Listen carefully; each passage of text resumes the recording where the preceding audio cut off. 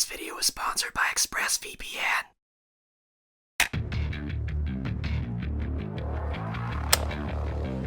Sometimes after a long, stressful day, all you want to do is come home, kick your feet up, lay back, and unleash all your frustrations onto a bunch of pissed off evil demons who fear you.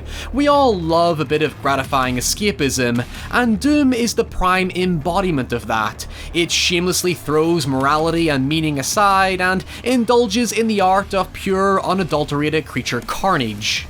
However, it's not strictly speaking mindless fun exactly.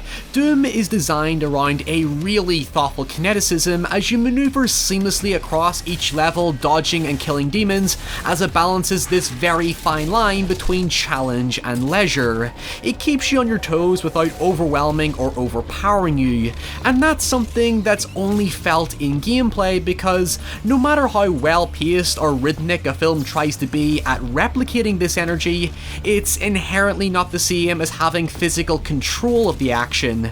That's why video game movies usually suck. It's not because studios are necessarily out of touch with the games themselves, although they are. It's just that playing and watching something are two intrinsically different experiences with very distinct forms of stimuli and methodology in how to engage the audience on an emotional level.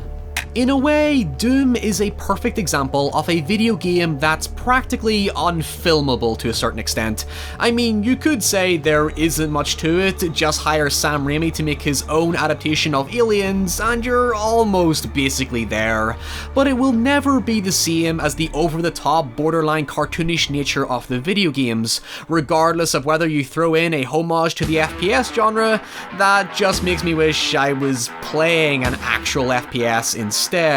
It's not impossible, it's just stylistically a lot harder than you think, especially when you have to take verisimilitude into account when making a live-action film. That's why I think Dead Space and some of the recent Resident Evil films are animated. It kinda brings you closer to that stylistic appearance without calling too much attention to itself. I don't know, I just find it really hard to picture all this chaos looking natural in a modern live-action film. Anyway, Doom has been adapted into two live-action films. 2005 sci-fi horror approach starring The Rock during his early film career, and 2019's more direct action approach that went straight to home video. I know, they're both very worrying polar opposites of each other. To be blunt, both of them are pretty god-awful, but I think it is worth exploring them because they do give two relatively different interpretations of the source material, with one of them acting as a bit more B-movie heavy because I think it realized its limitations, while the other, to be honest, to call it an adaptation is actually exceedingly generous. So let's talk about it.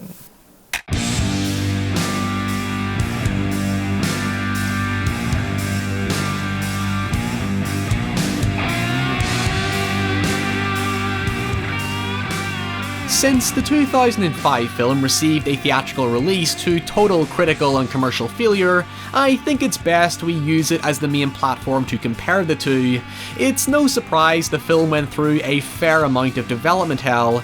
It's more or less very, and I mean very, loosely adapted from Doom 3, which came out the year before and took the franchise in a more claustrophobic, horror-oriented direction. The premise is rightfully very simple. A group of Marines are sent to a research facility on Mars to contain and eliminate a mysterious alien threat, where each of them are picked off one by one. In short, it's essentially a generic Alien ripoff. And I'm not talking about a Ridley Scott or James Cameron Alien ripoff, I'm talking about a Resurrection quality ripoff. In fact, notice I never used the term demon to describe these rubbery looking monsters that look like a cheaper version of the human-alien hybrid from Resurrection.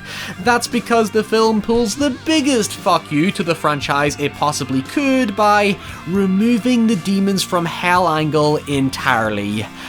I swear to God, the one thing that separated Doom from every traditional Alien Siege story, the one appeal that was designed to subvert, hell, even lampoon alien action sci-fi, is completely absent from the movie.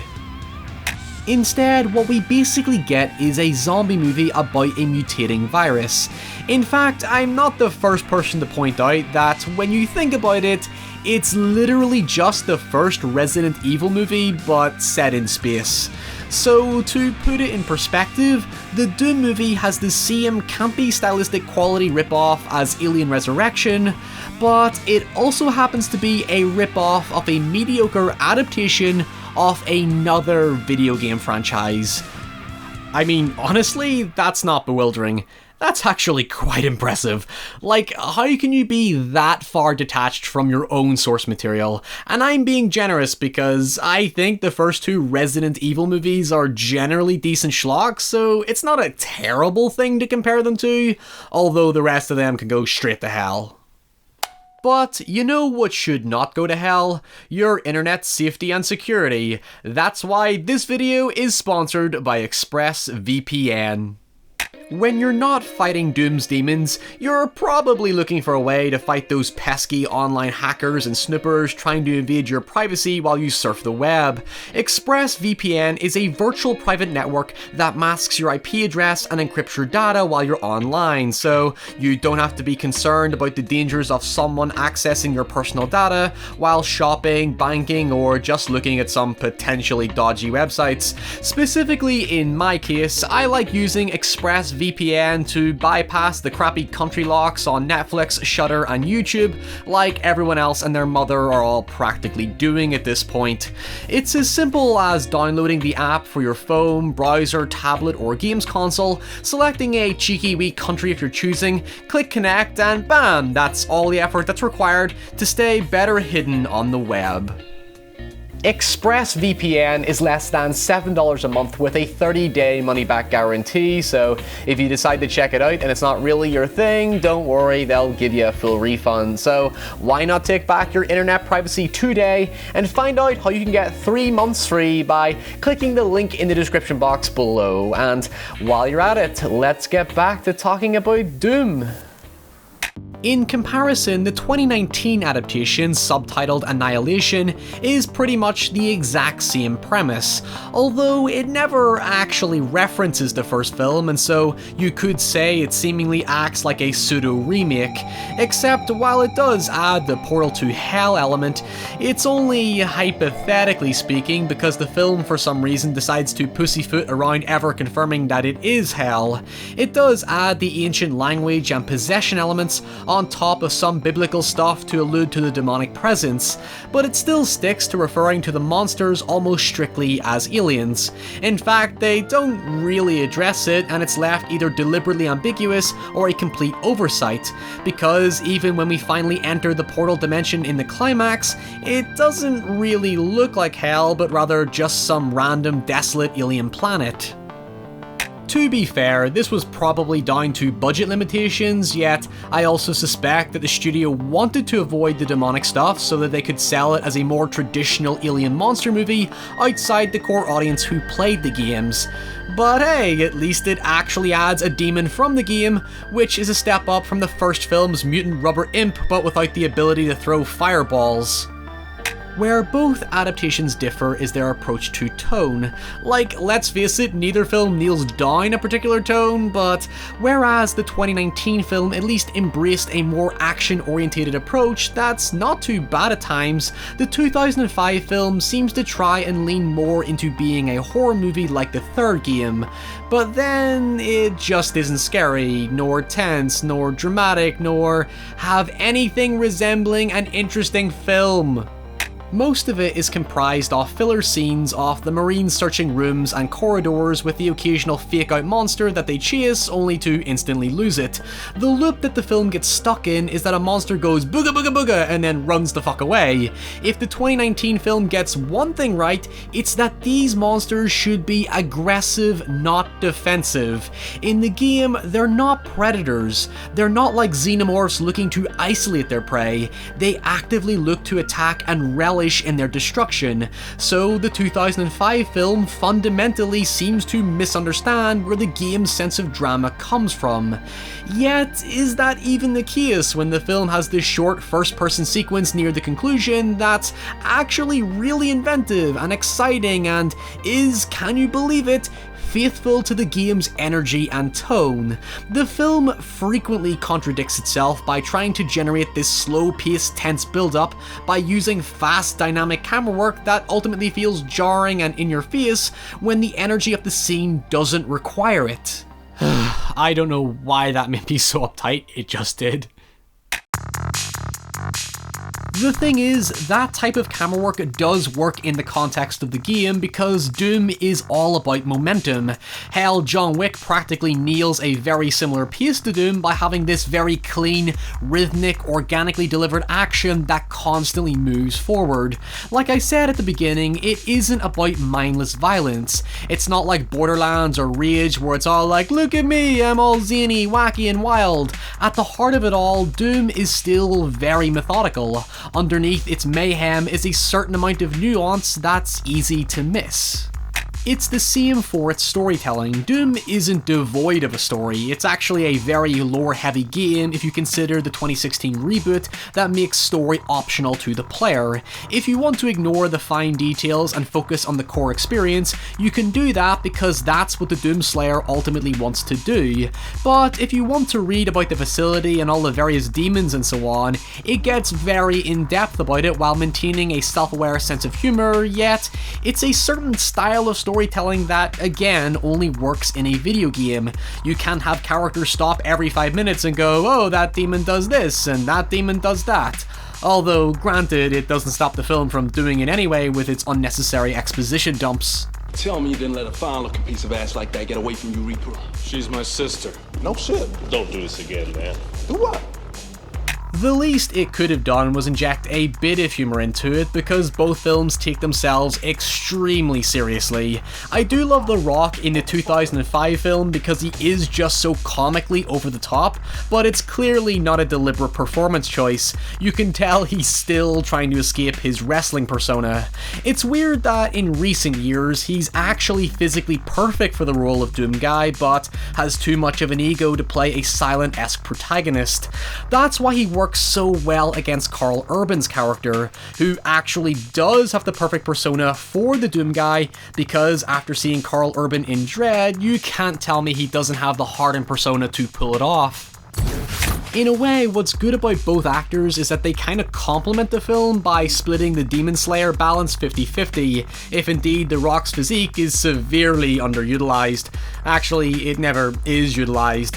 Yet, when you consider the other Marines, they're all totally expendable. They're not terrible, there's some mild charisma behind them, it's just that they lack any character development, and the film seems to think we'll root for this guy who is established as nothing more than the team's creepy pervert. Ladies, we're under a level 5 quarantine, so I am just gonna have to strip search you girls. He doesn't even get a gratifying death to justify his assholishness. He's unceremoniously killed like all the other characters.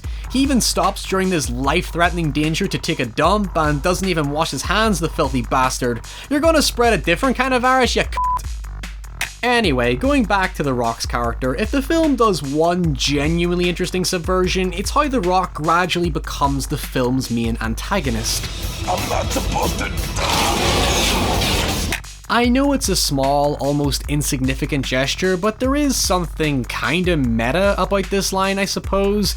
You would naturally mistake him for the hero because he fits everything you'd expect from the archetype, except while his logic is pretty drastic and how he goes nuts makes absolutely no sense, in fact it's really out of the blue, how we slowly shift towards Karl Urban's character does add a nice emotional dynamic, even if it doesn't really mean anything. But hey, at least it's something. The 2019 film, on the other hand, has zero characters to connect with.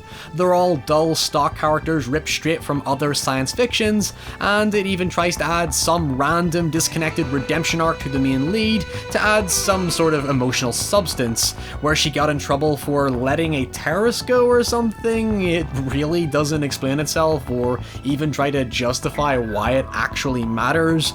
Of course, both films then do try to pander with the BFG, but both of them then fail to do anything badass with it. It's actually quite pathetic after all the build-up.